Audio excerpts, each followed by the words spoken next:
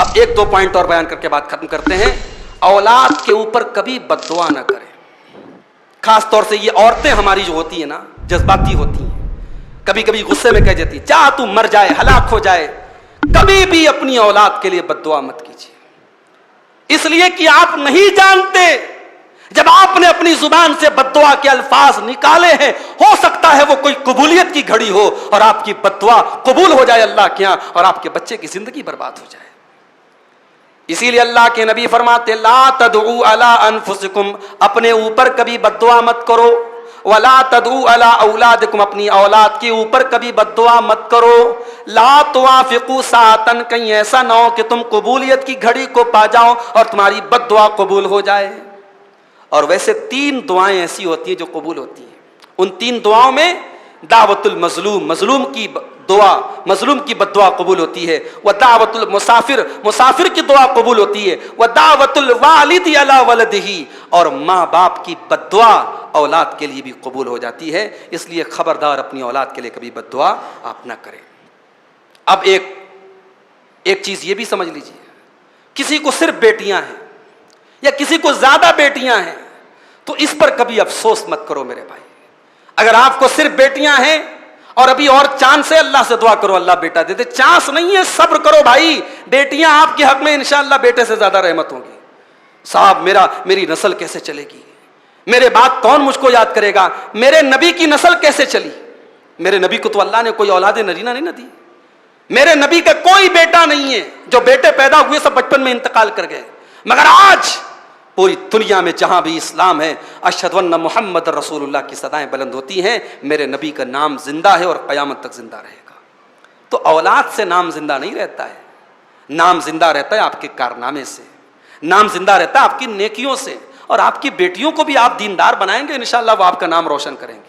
تو یہ اللہ کی مشیت ہے, اس پر راضی ہو جائیے. یہب لمن یشاء اناثا, اللہ جسے چاہتا ہے بیٹیاں دیتا ہے. ویہب لمن یشاء الذکور, جسے چاہتا ہے بیٹا دیتا ہے. او یزوجہم ذکرانا و اناثا, جسے چاہتا ہے لڑکا لڑکی دونوں دیتا ہے. ویجعل من یشاء عقیما, جسے چاہتا ہے بے اولاد کر دیتا. اللہ کی مشیت ہے.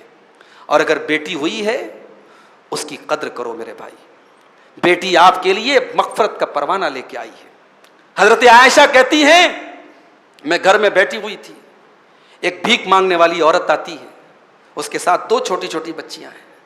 اس نے کھانے کی کوئی چیز مجھ سے مانگی, میرے پاس نہیں تھی. میں نے گھر میں تلاش کیا تو بڑی مشکل سے کھجور ملی.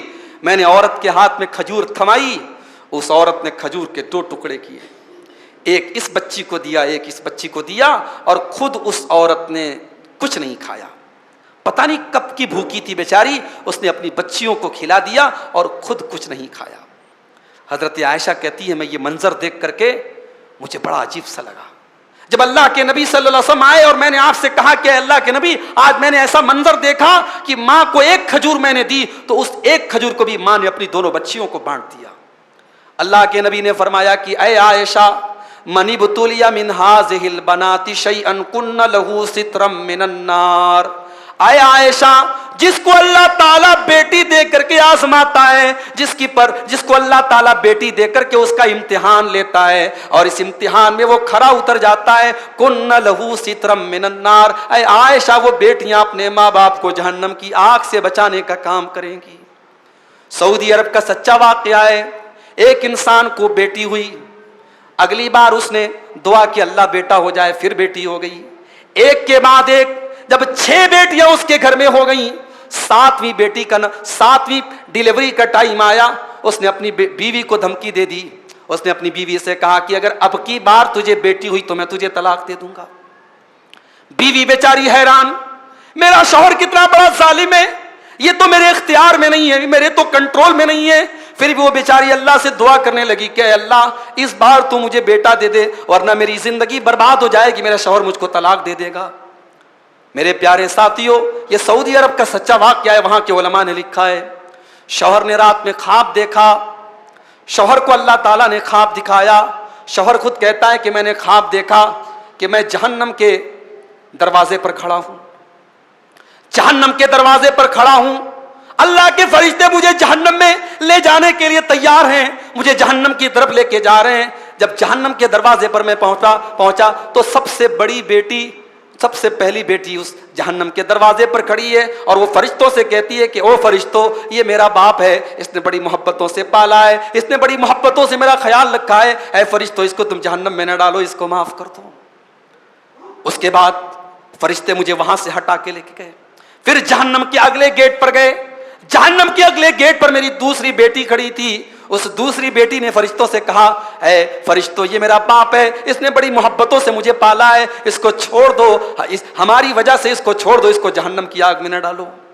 اس کے بعد تیسرے دروازے پر پہنچا، تیسرے دروازے پر تیسری بیٹی کھڑی ہے، چوتھے دروازے پر چوتھی بیٹی کھڑی ہے، پانچویں دروازے پر پانچویں بیٹی کھڑی ہے، اور چھٹے دروازے پر چھٹی بیٹی کھڑی ہے۔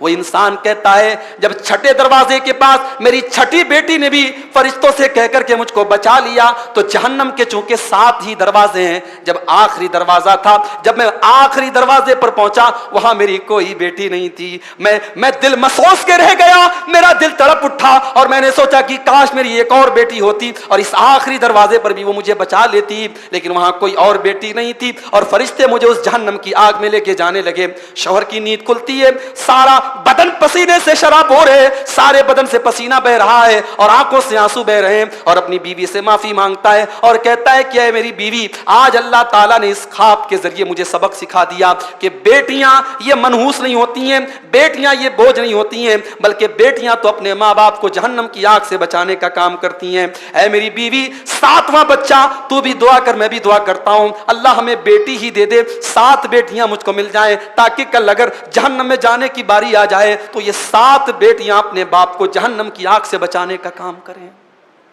یہ ہوتا ہے بیٹی کا مقام، اور اسی لیے اللہ کے پیارے نبی نے صحیح مسلم کے حدیث میں فرمایا، من آل جاریتین، جس نے 2 لڑکیوں کی پرورش کی، جس نے 2 لڑکیوں کو پالا، حتی تبلغا، یہاں تک کہ وہ دونوں لڑکیاں جوان ہو گئیں، جاء یوم القیامہ، اللہ کے نبی اپنی دونوں انگلیوں سے اشارہ کر کے فرماتے ہیں کہ وہ قیامت کے دن جب آئے گا تو میرے ساتھ رہے گا، جیسے یہ دونوں انگلیاں ایک دوسرے کے ساتھ ہیں، جیسے یہ دونوں انگلیاں ایک دوسرے کے ساتھ اٹیچ ہیں، وہ جنت میں میرے ساتھ اٹیچ رہے گا، وہ جنت میں میرے ساتھ رہے گا۔ او بیٹیوں والو، تمہیں اللہ نے اپنے نبی کے ساتھ رہنے کا مقام دیا ہے، بس کرنا اتنا ہے، اس امتحان میں اپنے آپ کو کھرے اتار لینا ہے، اپنی بیٹیوں کی صحیح پرورش کرنی ہے، ان کی جوانی تک ان کو زمانے کی گندی نگاہوں سے بچانا ہے، اور اچھی اور دیندار جگہ ان کی شادی کرنا ہے۔ یہ کام اگر آپ نے کر لیا تو انشاءاللہ یہ بیٹیاں آپ کو جہنم کی آگ سے بچانے کا کام کریں گی۔ اور میرے پیارے ساتھیوں،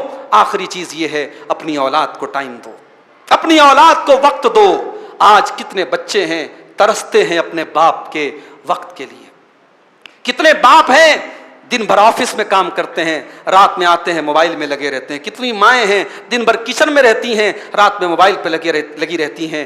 بچے ترس جاتے ہیں ماں سے چند باتیں سننے کے لیے، بچے ترس جاتے ہیں باپ سے چند باتیں سننے کے لیے۔ اللہ کے واسطے اپنے بچوں کو جیتے جی یتیم نہ بناؤ، اپنے بچوں کو ٹائم دو میرے بھائیوں، اپنی زندگی کا قیمتی وقت اپنے بچوں کو دو۔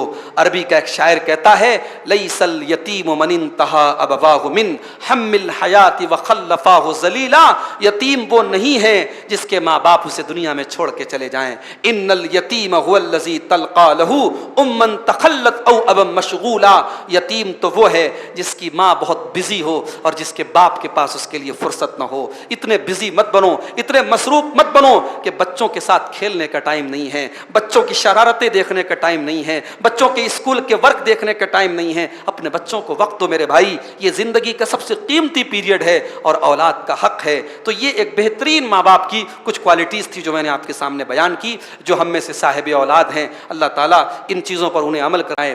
جو آگے چل کر کے شادی شدہ ہوں گے اور اولاد والے بنیں گے، اللہ تعالیٰ انہیں ان چیزوں پر عمل کرنے کی توفیق عطا فرمائے۔ رب العالمین ہم میں سے جو صاحب اولاد ہیں ان کی اولاد کو نیک بنا دے، اور جو اولاد کی نعمت سے اب تک محروم ہیں اللہ ان کو نیک اولاد سے نواز دے۔ رب العالمین ہمارے تمام مسائل کو حل فرما دے، ہمارے دلوں کی بیماری بیماریوں کو اور تکلیفوں کو اللہ رب العالمین دور فرما دے. جو ہم میں بیمار ہیں اللہ ان کو شفائے کامل عاجل عطا فرمائے. جو روزی روٹی سے پریشان ہیں اللہ ان کے کاروبار میں برکت نصیب فرمائے.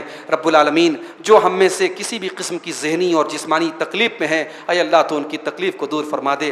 اے اللہ رمضان کا آخری عشرہ ہے, رمضان جا رہا ہے, یہ برکتوں والا مہینہ جا رہا ہے, یہ برکتوں والی گھڑیاں جا رہی ہیں. اے اللہ اب تک تو ہم نے بڑی لاپرواہیوں کے ساتھ گزارا ہے, یہ جو چند ایام بچے ہیں اے اللہ تو ان کی قدر کرنے کی ہم سب کو توفیق عطا فرما دے.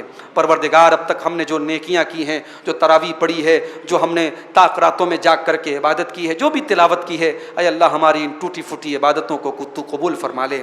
اے اللہ اس وقت ملک کے حالات اے اللہ تو زیادہ بہتر جانتا ہے, تو دلوں کا حال جاننے والا ہے, تو مظلوموں کی صداؤں کو سنتا ہے, تو ظالموں کے انجام کو تو اچھی طریقے سے جانتا ہے. اے اللہ تو ظلم کرنے والوں کو ان کے انجام تک پہنچا دے. اے اللہ تو ہمارے جان و مال کی, ہمارے عزت و آبرو کی حفاظت کر. اے اللہ جو ہمارے ساتھ چالیں چل رہے ہیں, ہمارے ساتھ سازشیں کر رہے ہیں اے اللہ تو ان کی سازشوں کو ناکام کر کے انہی کی حق میں مصیبت بنا دے. اے اللہ تو اپنے دشمنوں کو آپس میں لڑا دے, ان کی صفوں میں انتشار پیدا فرما دے. اور اے اللہ تو اپنے مسلمان اور مومن بندوں کی صفوں میں اتحاد پیدا فرما دے. رب العالمین جو ہم میں سے نماز سے دور ہیں ان کو نمازی بنا دے, جو قرآن سے دور ہیں انہیں قرآن سے جڑنے والا بنا دے, جو نبی سے دور ہیں انہیں نبی کا چاہنے والا بنا دے, جو توحید سے دور ہیں اے اللہ انہیں توحید والا بنا دے. اے اللہ جب تک ہم دنیا میں زندہ رہیں اسلام پر زندہ رہیں, اور جب ہمارا خاتمہ ہو ایمان پر ہمارا خاتمہ ہو. اللہم انک عفو تحب العفو فاعف عنا, اللہم انک عفو تحب العفو فاعف عنا, ربنا تقبل منا انک انت السمیع العلیم وتب علینا انک انت التواب الرحیم. وصلی اللہ تعالی علی نبینا محمد وعلی آلہ وصحبہ اجمعین. والسلام علیکم ورحمۃ اللہ وبرکاتہ.